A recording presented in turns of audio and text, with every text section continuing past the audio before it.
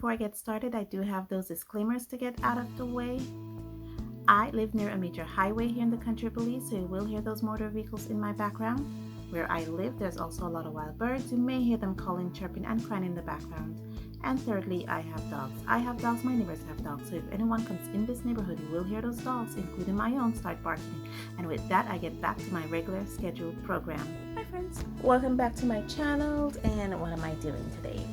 I am actually in the process of we're gonna be doing the watercoloring, or the color with me, for the Kuretake Gansai Tambi paints. I am sure I would have put the review of this already up where I did it in the vlog. I will link it somewhere up there, put a card somewhere up there for you guys for a quick reference, so you guys can see these paints and hear my impressions of it and what I think about it in that review. So today we're just doing the color with me challenge, or with these paints. I have my watercolor sketchbook here. This is a book I made.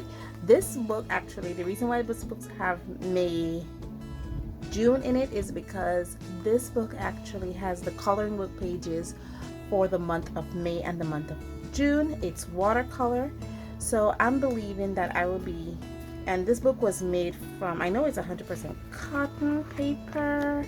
This book was made from B Paper Company, 100% cotton, 300 GSM paper. So I'm gonna find an illustration in this, because this has a few illustrations. It has 14 illustrations that has not been rendered yet. So there's a few in here that I need to color before putting this book into the completed bin. And let me stop my blabbering, find an illustration, and hop to it. Okay, so here's my color swatches that I'm working with. The Kuretake Gansai Tambi set, I have the 24 color set. I know that, as I said in the vlog, thank you, big truck. And there's 2 of them.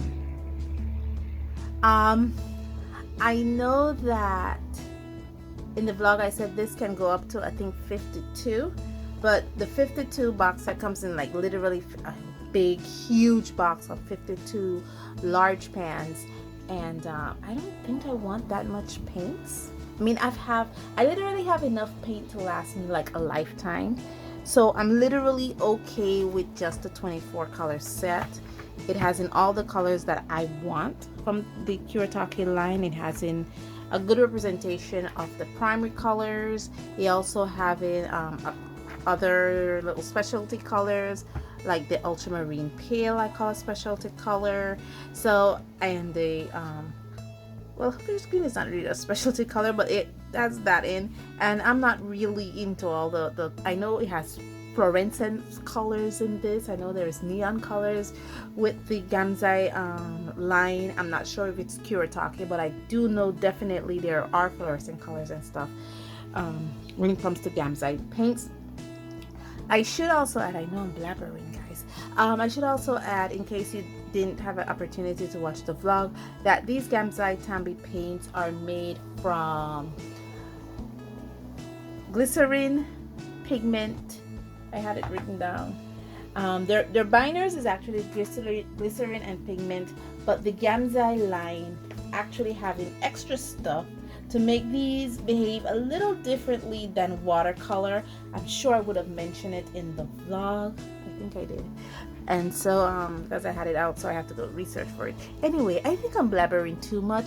Let me get to the color up. I have my illustration all picked out. I'm using October with Norbert. And I think this is a good illustration to look at the color line.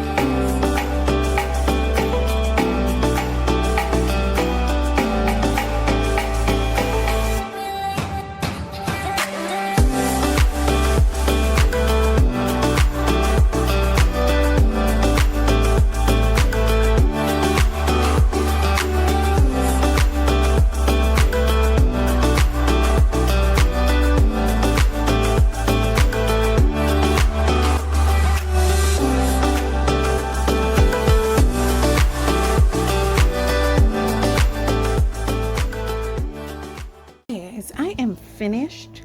I just grabbed my fine liner so I could kind of add in back some of my lines, because I noticed this gouache here, I said gouache, these Kuretake Gansai are a little opaque, especially the white is very, very opaque.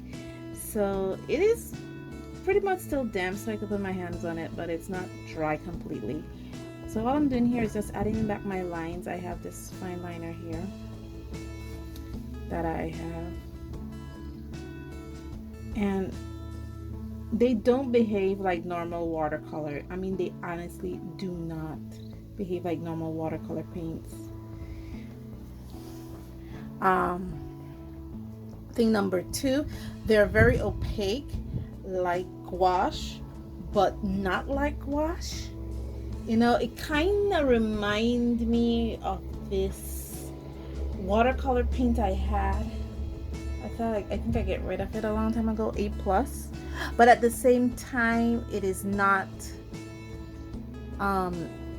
crumbly or thick like that. It has a gouache-like consistency, but it's more like a marriage between Winsor Newton gouache and Graham paints. It's kind of like a marriage between a watercolor paint that is made with honey and a gouache. That's what I'm trying to make. I mean, it has the pastiness and the moistness and the moisture of a watercolor paint that is made with honey, but it has this opaqueness and feel as a diluted gouache. And you know, so I might have to practice with these more. These are another type of paints that I might need a learning curve to be able to work with it, because of that fact. Because I noticed that, and maybe this does not come out the way it's supposed to, because I was working with it like a watercolor and I was trying to dilute it down so I could have that watercolor feel to it, but at the same time it is not necessarily a watercolor. It's just a very tricky paint to work with, and it's definitely something I will have to work with more and practice with it more before I'm able to say, well, I have a handle of how to deal with these paints. But guys, all in all, it was fun, it was interesting, it was engaging, and I did enjoy working with these paints. Thank you so much for joining me on this journey. Thank you so much, guys, for joining me on this journey, and as always, stay safe, stay blessed, and I'll see you in the next one. Bye.